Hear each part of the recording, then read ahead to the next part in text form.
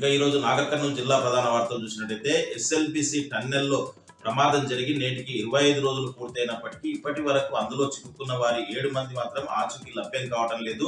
నిరంతరంగా రేయింబవళ్లు అక్కడ rescue teams కష్టపడుతున్నప్పటికీ ఫలితం మాత్రం రావటం లేదు, వారి జాడ మాత్రం తెలియటం లేదు అని చెప్పేసి చెప్తున్నటువంటి పరిస్థితి కనిపిస్తా ఉంది. ఎక్కడైతే ప్రమాదం జరిగిందో అక్కడ మాన్యువల్ గా పనిచేసే వారికి కూడా ప్రమాదం పొంచి ఉందని చెప్పేసి కూడా పలువురు చెప్తున్నటువంటి పరిస్థితి కనిపిస్తుంది.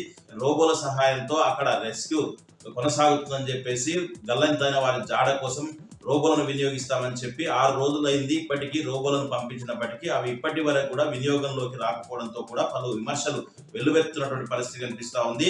నిరంతరం అధికారులు అక్కడ ఉండేటువంటి రెస్క్యూ టీం కష్టపడుతున్నప్పటికీ ఫలితం మాత్రం శూన్యం అని చెప్పవచ్చు.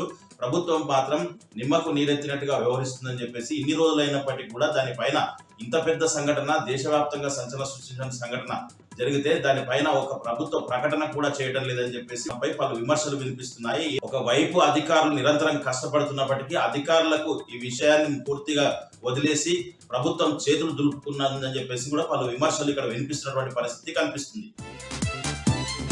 మరొక వార్త చూసినట్టయితే కాంగ్రెస్ ప్రభుత్వం వస్తే అంగన్వాడీ టీచర్లకు, ఆయాలకు ఇస్తానన్నటువంటి హామీలు ఏ ఒక్కటి కూడా నెరవేర్చకపోవడంతో వాళ్ళు పెద్ద ఎత్తున ఆందోళనకు దిగినటువంటి పరిస్థితి కనిపించింది. 48 గంటల పాటు రాష్ట్ర వ్యాప్తంగా కూడా ఆందోళన చేయాలని చెప్పేసి కూడా అంగన్వాడీ టీచర్లు, ఆయాలు పిలుపునివ్వడంతో వాళ్ళు ఈ రోజు నాగర్ కర్నూలు జిల్లా కేంద్రంలోని కలెక్టరేట్ వద్ద కలెక్టరేట్ ముట్టడికి పిలుపునిచ్చినటువంటి పరిస్థితి.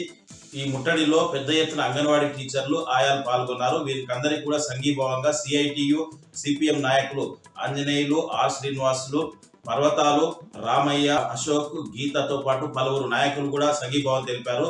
కలెక్టరేట్ ముట్టడి ఉన్న నేపథ్యంలో పోలీసులు అక్కడికి చేరుకొని పోలీసులకు, సిఐటియు నాయకులకు, అంగన్వాడీ టీచర్ల మధ్య వాగ్వివాదం చోటు చేసుకుంది. ఆ తర్వాత పోలీసులు నాయకులను అరెస్ట్ చేసి పోలీస్ స్టేషన్ తరలించారు. అరెస్టులకు భయపడే ప్రసక్తి లేదని చెప్పేసి కూడా సిఐటియు నాయకులు తేల్చి చెప్పినటువంటి పరిస్థితి కనిపించింది. ఇచ్చిన హామీలను నెరవేర్చే వరకు కూడా పోరాటం కొనసాగుతుందని చెప్పేసి, అంగన్వాడీ టీచర్లకు, ఆయాలకు న్యాయం జరిగే వరకు కూడా సిఐటియు పోరాటం చేస్తూనే ఉంటుందని చెప్పేసి కూడా నాయకులు తేల్చి చెప్పినటువంటి పరిస్థితి కనిపించింది.